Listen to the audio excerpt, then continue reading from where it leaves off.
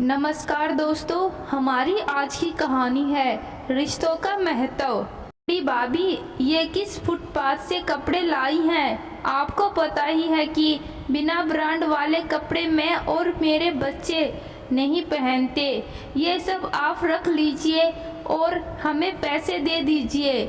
नीलिमा ने कपड़े अर्पिता की तरफ लगभग फेंकते हुए कहा, दीदी आप मेरे लाए कपड़े ले जाइए, देख लीजिए सब फेमस ब्रांड के हैं, आपकी पसंद के। ब्रांडेड शॉपिंग बैग के साथ नीलिमा की छोटी भाभी सीमा मुस्कुराते हुए आई। वाह भाभी, यू आर माय एडोरेबल भाभी, आप ही हैं जो मेरे लेवल का ख्याल रखती हैं, वरना किसी को तो इतने सालों बाद भी अपना लेवल बढ़ाने नहीं आया, अभी भी फुटपाथ पर खड़ी है। अर्पिता की तरफ हिकारत की नज़र से देखते हुए नीलिमा ने कहा तो सीमा भी उसका साथ देते हुए हंसने लगी। माना कि मेरे लाए कपड़े ब्रांडेड नहीं हैं, लेकिन फुटपाथ के भी नहीं हैं। हमारी जितनी हैसियत थी उससे ज़्यादा ही आपके लिए करने की कोशिश करती हूँ। शादी से पहले आप जिस दुकान से शॉपिंग करती थी वहीं से लाई हूँ।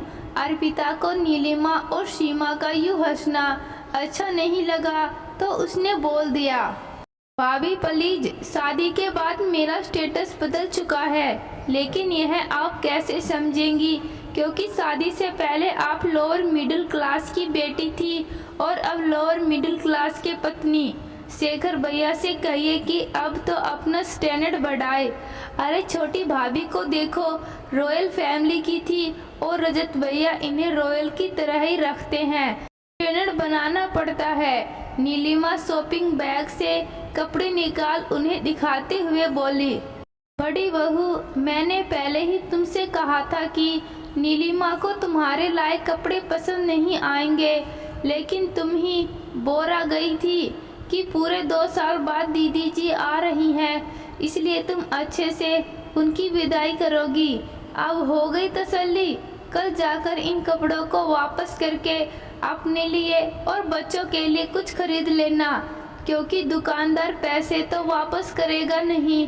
सास केतकी जी ने अर्पिता के लाए कपड़ों को एक बैग में रखकर उसे दे दिया और सीमा को रात का खाना बनाने को कहा। नीलिमा, तूने आज बहुत गलत किया। तेरी बड़ी भाभी बहुत ही प्यार से तुम्हारे लिए सब लाई थी और तुमने, भूल मत, जिस गरीब भाई भाभी की आज तुमने बेइज्जती की, उसी भाई की वजह से तू ससुराल में राज कर रही। आज भी दोनों अपने बच्चों से पहले तेरे बारे में सोचते हैं। तेरे पापा के जाने के बाद शेखर ने अपने से ज़्यादा तुम्हारी और रजत के भविष्य की चिंता की। अपने सपने अधूरे छोड़कर तुम दोनों की जिंदगी संवारने में लगा दी, और फिर अर्पिता ने भी कभी उसे फर्ज पूरे करने से नहीं रोका। तेरी शादी और रजत की शादी में उसने सब कुछ अपना लगा दिया, और आज का यह सच यह है कि तुम और रजत अच्छे पैसे वाले हो गए तो वही भैया भाभी तुम्हें अपने आगे छोटे लगने लगे। देख रही हूँ कि सीमा के साथ तेरे सुर बहुत मिल गए हैं। माँ होने के नाते एक नसीहत देती हूँ कि रिश्तों को कभी भी पैसे से मत तोलना। जो रिश्ता पैसे के दम पर बनते हैं वो पैसे जानने के साथ दूर चले जाते हैं। देख रही हूँ जब से तुमने सीमा बहू का हाथ साथ पकड़ा है, वही बड़ी बहू तुम्हें खटकने लगी है। केतकी जी ने नीलिमा को दुनियादारी सिखाने की कोशिश की।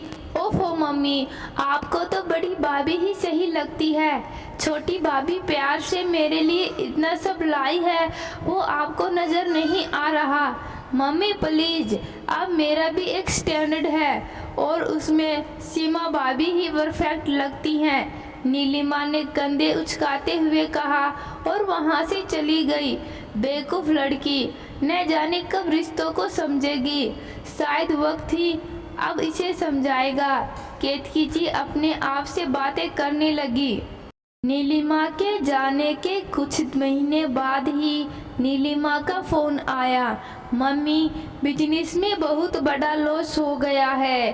अगर आप लोग कुछ पैसों से हमारी मदद कर देते। मैंने सीमा भाभी को व्हाट्सएप किया था, लेकिन उनका अभी तक कोई जवाब नहीं आया। लेनदार रोज घर का चक्कर लगा रहे।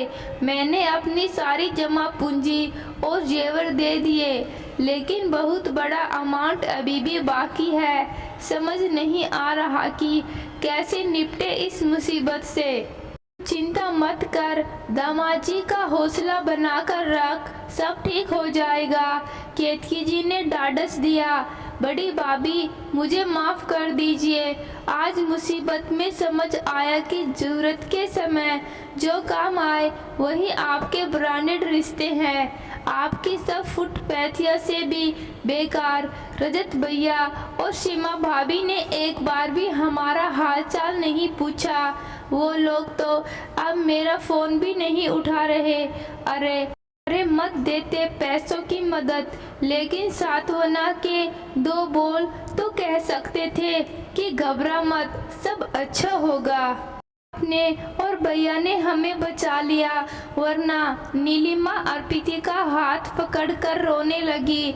ऐसे कैसे तुझे अकेला छोड़ देती, सब ठीक हो जाएगा। शेखर ने लेनदारों से बात कर ली है और उन्होंने जीजाजी को समय भी दे दिया है। अब बस आप हिम्मत रखिए और रजत भैया को भी गलत मत समझिए। उनके ऊपर बहुत सारे EMI का बोझ है, इसलिए वो चाहकर भी मदद नहीं कर पाए होंगे। अर्पिता ने नीलिमा को समझाया। अब समझ आया तुझे कि मैं क्यों अर्पिता बहू की तारीफ करती हूँ। रिश्तों को कैसे संभालना है यह अच्छे से जानती है। चाहती तो रजत और सीमा को तेरा मुजरिम बना देती, लेकिन उनकी कमी को भी इसने ढक दिया। तू पैसे बहुत सारे कमा सकती है, जो कभी भी जा सकता है, लेकिन अगर तुमने एक बार रिश्ता कमा लिया तो कभी भी वो तुझे अकेला नहीं छोड़ेगा।